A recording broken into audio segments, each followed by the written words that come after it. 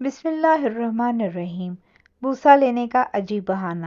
نبی کریم صلی اللہ علیہ وآلہ وسلم کی وفات کا وقت جب آیا، اس وقت آپ صلی اللہ علیہ وآلہ وسلم کو شدید بخار تھا۔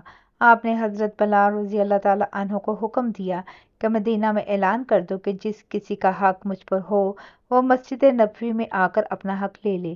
مدینہ کے لوگوں نے یہ اعلان سنا تو آنکھوں میں آنسو آ گئے اور مدینہ میں قہرہ مچ گیا۔ سارے لوگ مسجد نبوی میں جمع ہو گئے۔ صحابہ کرام رضوان اللہ کی آنکھوں میں آنسو تھے، دل بے چین و بے قرار تھا۔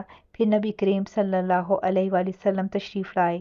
آپ کو اس قدر تیز بخار تھا کہ آپ کا چہرہ مبارک سرخ ہوا جا رہا تھا۔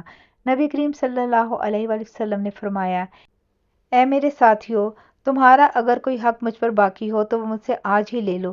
میں نہیں چاہتا کہ میں اپنے رب سے قیامت میں اس حال میں ملوں کہ کسی شخص کا حق مجھ پر باقی ہو۔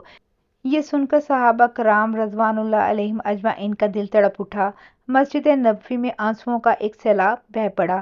صحابہ رو رہے تھے لیکن زبان خاموش تھی کہ اب ہمارے آقا ہمارا ساتھ چھوڑ کر جا رہے ہیں۔ اپنے اصحاب کی یہ حالت دیکھ کر فرمایا کہ اے لوگو، ہر جاندار کو موت کا مزہ چکھنا ہے۔ میں جس مقصد کے تحت اس دنیا میں آیا تھا وہ پورا ہو گیا۔ ہم لوگ کل قیامت میں ملیں گے۔ ایک صحابی کھڑے ہوئے، روایتوں میں ان کا نام عکاشہ آتا ہے۔ عرض کیا، یا رسول اللہ، میرا حق آپ پر باقی ہے۔ آپ جب جنگ احد کے لیے تشریف لے جا رہے تھے تو آپ کا کوڑا میری پیٹھ پر لگ گیا تھا، میں اس کا بدلہ چاہتا ہوں۔ یہ سن کر حضرت عمر رضی اللہ تعالیٰ عنہ کھڑے ہو گئے اور کہا، کیا تم نبی کریم صلی اللہ علیہ وآلہ وسلم سے بدلہ لوگے؟ کیا تم دیکھتے نہیں کہ آپ صلی اللہ علیہ وآلہ وسلم بیمار ہیں؟ اگر بدلہ لینا ہی چاہتے ہو تو مجھے کوڑا مار لو، لیکن نبی کریم صلی اللہ علیہ وآلہ وسلم سے بدلہ نہ لو۔ یہ سن کر آپ صلی اللہ علیہ وآلہ وسلم نے فرمایا، اے عمر، اسے بدلہ لینے دو، اس کا حق ہے۔ اگر میں نے اس کا حق ادا نہ کیا تو اللہ کی بارگاہ میں کیا منہ دکھاؤں گا، اس لیے مجھے اس کا حق ادا کرنے دو۔ آپ نے کوڑا منگوایا اور حضرت عکاشہ کو دیا اور کہا کہ تم مجھے کوڑا مار کر اپنا بدلہ لے لو۔ حضرات صحابہ کرام رضوان اللہ یہ منظر دیکھ کر بے تحاشا رو رہے تھے۔ حضرت عکاشہ نے کہا کہ اے اللہ کے رسول، میری ننگی پیٹھ پر آپ کا کوڑا لگا تھا۔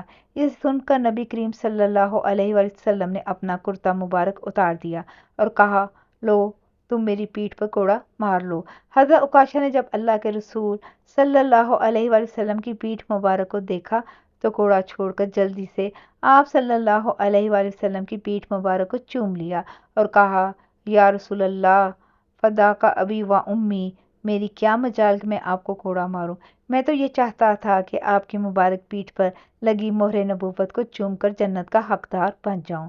یہ سن کر آپ صلی اللہ علیہ وآلہ وسلم مسکرائے اور فرمایا، تم نے جنت واجب کر لی، جزاک اللہ خیر۔